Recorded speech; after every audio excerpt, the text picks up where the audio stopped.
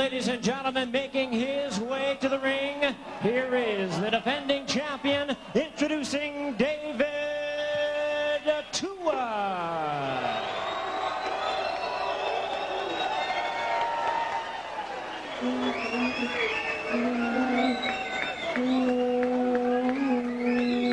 Some theatrics before Tua makes his entrance. The traditional Samoan drums and horn.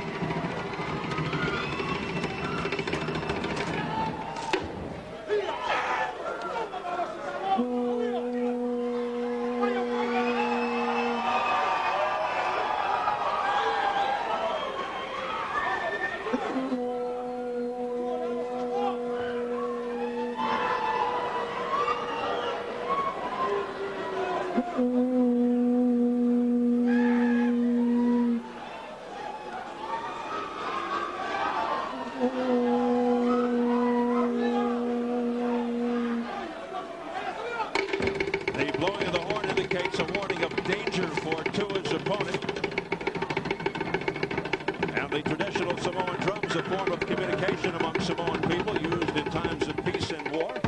Tonight, they signify the war that is to come. And here is the warrior. #1 ranked David Tua. He of the lethal left hook and growing popularity. Exceptional power combined with a good chin. It took 3 left hands to send Obed Sullivan crumbling to the canvas a mere 49 days ago in the first. He feels he's ready for Lennox Lewis now. It could happen in November. But most feel that he is a bona fide, legit contender for the heavyweight throne. And I know Bobby Tua says he prepares the same way for every opponent. But do you find it at all a bit curious? I don't know, Tony Page raised the issue with the Tua earlier.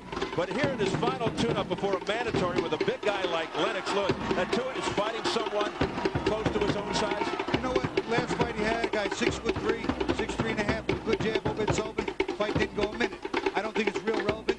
When it's time to train for Lennox Lewis, he will have the big sparring partners, the men with the long reach and the tall height. Right now what he's doing, he's staying what I call in the zone.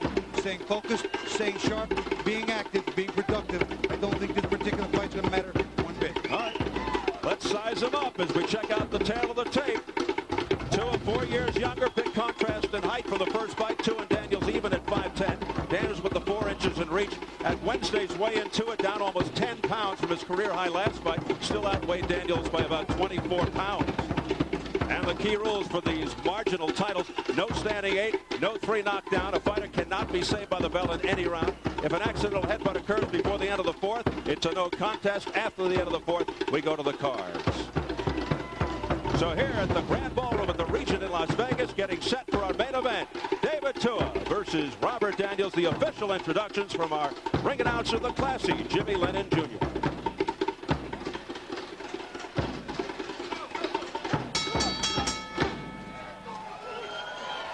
Ladies and gentlemen, we welcome you to the beautiful Regent Las Vegas for the featured bout of the evening, brought to you by America Presents and Showtime Championship Boxing, along with Budweiser, the undisputed king of beers. This bout coming away is sanctioned by the International Boxing Federation, the President Hiawatha Knight, Supervisor Dr. Jack Battaglia, along with the Nevada State Athletic Commission. The chairman is Dr. Elias Ghanem, commissioners Amy Ayub, Glenn Carano, Lorenzo Fertitta, and Dr. Luther Mack, with the executive director Mark Ratner. Introducing to you our 3 judges, all from Las Vegas, Nevada: Carol Castellano, Dwayne Ford, and Bill Graham. And the referee in charge of this bout, he'll be giving instructions after the introductions, Joe Cortez. All right, fans, here we go with the main event of the evening. 12 rounds of boxing for the IBF Intercontinental and USBA Heavyweight Championships. And now, ladies and gentlemen in attendance and boxing fans joining us around the world, live from the Regent Las Vegas, it's showtime!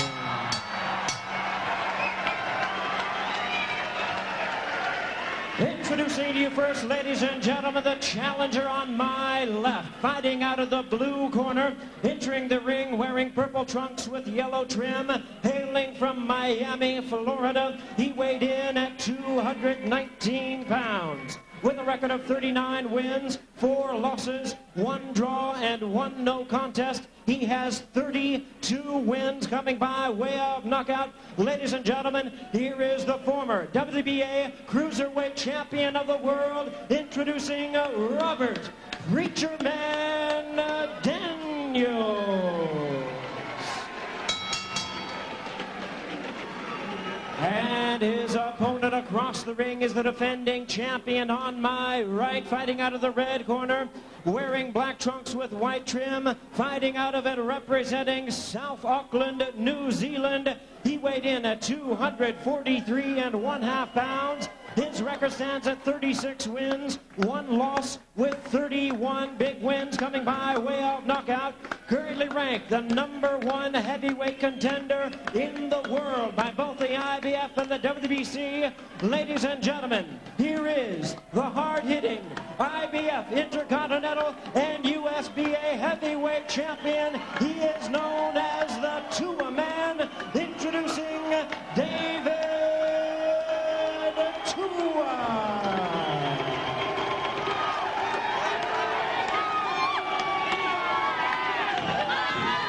And once again, a referee in charge, Joe Cortez, now to give instructions. 12 rounds of championship boxing schedule.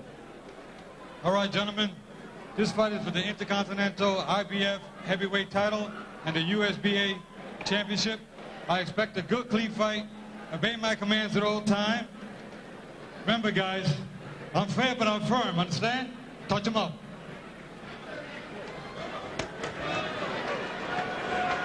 Well, we'll see if the Samoan comes out throwing like he usually does. 14 first-round KOs.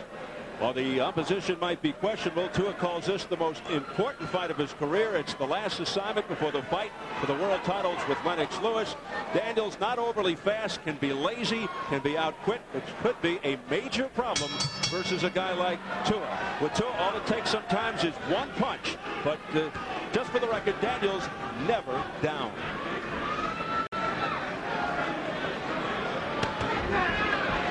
I talked to Robert Daniels briefly last night. He said, listen, I know I can't punch with this guy. I got to make him miss, and I got to counter, and I got to move, and I got to make him miss, get him tired, take him into later rounds. But I just don't know that he has anything to keep Tua off him. Those punches, if you're going to absorb them all day, they're going to be painful. Tua goes right at him, going upstairs and to the body. Look at the power behind these punches, and Daniels is down, seconds in. 4, 5, 6, See, if you watch there, Daniels never offered up one piece of offense. Didn't fire an uppercut, didn't fire up, didn't give Tua anything to worry about, coming back.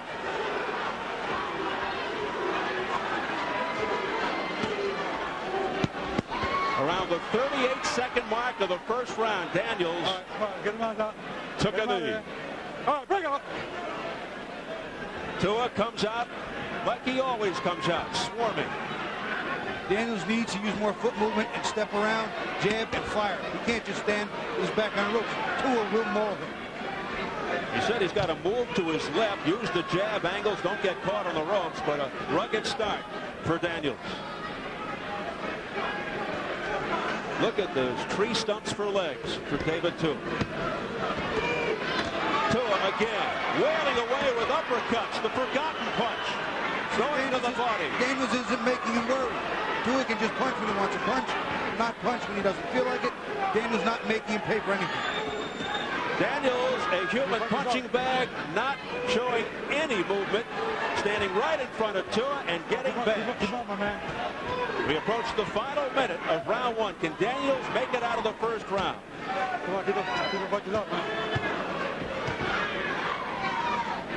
Almost everything Tua throws, landing with authority.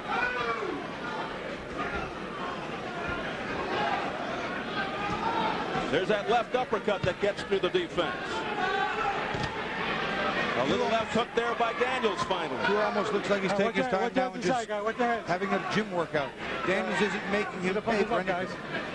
He needs to put some power behind a couple of shots and see not only what does Tua have in his chin, although I'm pretty sure he's got the stuff.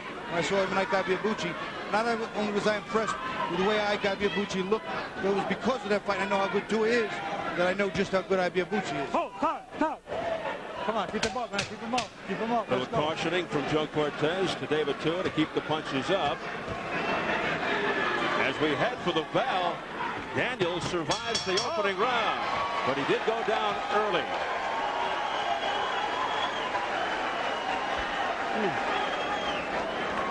How you feel? How you feel, baby? All right, listen. I don't like you put it in the rope. You need to move. I'm working hard in your body. What you waiting? What you waiting for? With this guy? Working hard in the body. I'm going for the middle. Come on, my man. Thank you. Come in. Very powerful David Tua goes right to Daniels, who puts his back to the ropes and doesn't really offer up any offense to make Tua worry about it. And Tua just starts working. Right hands around, left uppercuts, and he catches one good body shot right here. Hey, my man, how you doing here? Puts him on the canvas. Pretty safe to say Mr. Daniels has never felt this kind of wrath or power before. Come in. And Daniels looked right to his corner. I watched him look at his eyes, looked okay. He nodded, he was clear. But he has a world of fight in front of him. Cuban Carlos Bernie in the corner of Daniels, exhorting him on, but might be futile. Round 2. It's scheduled for 12. Daniels down 38 seconds of the first round. Off of a rod by Tua. This is like a workout for Tua. No, and again, Daniels, I know I'm saying it over and over, but Daniels isn't stuffing anything hard. He isn't making him pay. He's got to stuff that jab and fire right hand. See if he can hurt Tua. Tua just out-strengthening, overpowering Daniels. Now, watch the head to the side, guys. Watch the heads. Keep the punches up. Well, at least we got out of the first round of the fight.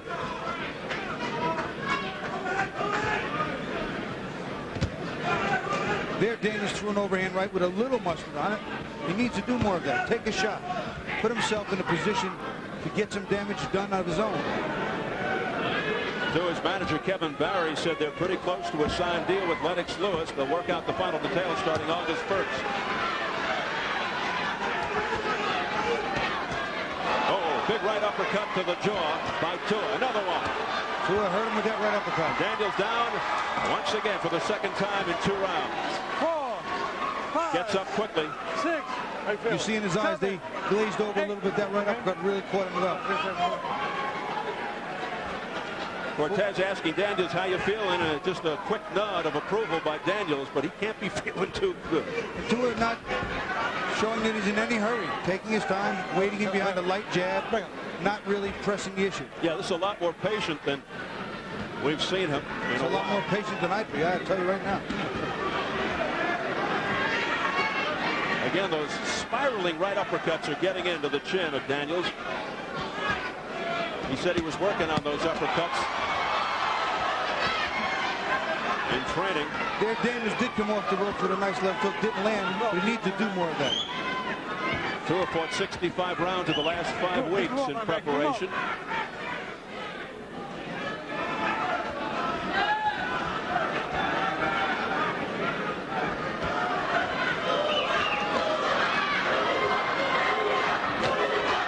Tua with a big support group from his native Samoa.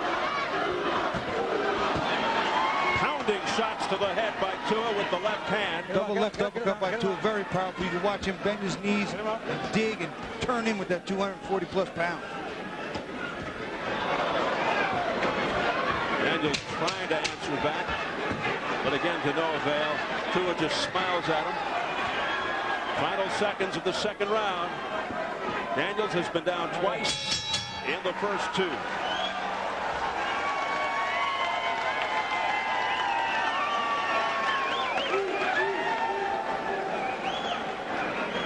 Mr. Water. Let's go with a barrage of punches on this guy now, okay? Not just one. You can't just give me one shot to him. Now look, you hurt him with the uppercut now. What happened to my double on this side? You're hitting too much on the head now. Watch it again. Look, what happened to my double? Boom. The body first and then the uppercut. Then finish off with the hook in the right hand. Body. Tua working him on the ropes. There's a nice left uppercut. He stuffs in there. And there's the right uppercut. That caught Daniels. That hurt him. And he gets hit with another one. There's the second one. That one really, you can see, it stood him up and really took his legs out from under him. And I saw in his eyes, because he's not far from us, Steve, he was hurt. Former fighter Ronnie Shields in the face of David Tua. Last time he went more than 2 rounds, December of '98 against Hasim Rahman. TKO round 10 in Miami. Tua's last 3 fights were 1, 2, and 1 round. You know, it almost seems that as when Tua turns it on, he hurts Daniels, gets him in trouble. Then he turns it back off, almost as if he wants a little more work or take his time. That I don't particularly understand. Ronnie Shields in the corner said, listen, I only 1 punch at a time. Work him up, work the uppercut, double, triple, and land the last one, load up with the left one. Or throw 2 or 3. Muscular, strong David Tua pulls it on. Daniels down for a 3rd time in 3 rounds. Big left uppercut. He hurt Daniels. Daniels turned, and he was leaving himself extremely wide open to get really hurt. He doesn't want to continue, and Joe Cortez has stopped it here in the early going of round 3. Tua wins again. And Power, there's some more drop back to Steve. Power just too big.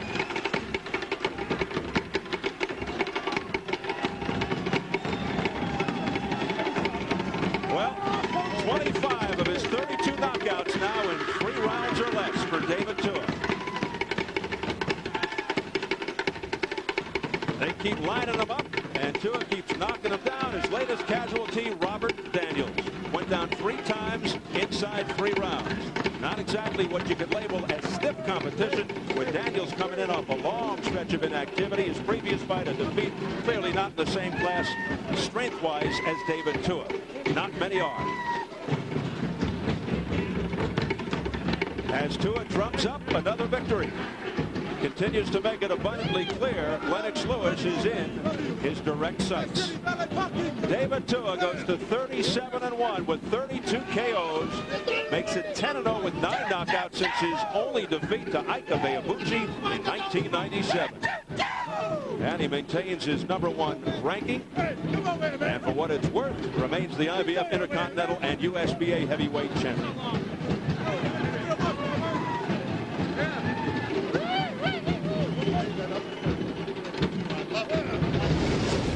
Tua gets that left uppercut inside. You watch him, he bends there. He throws his punches so powerfully. There's he bends and digs up. Hurts Daniels with a double left uppercut. And Daniels turns here, and really, he could have gotten hurt pretty bad. He didn't quite get to the knee, and Tua was getting ready to wind up, and you saw the referee say, you know what, get out of here. And you could see Daniels had had enough. There, you see the bend? He bends, he gets that leverage, and he drives with all 240 pounds up. Terrific puncher. And very accurate. Daniels falls to 39-5-1 with 1 no contest and 2 straight defeats. Let's get the official word from our ring announcer, Jimmy Lennon Jr.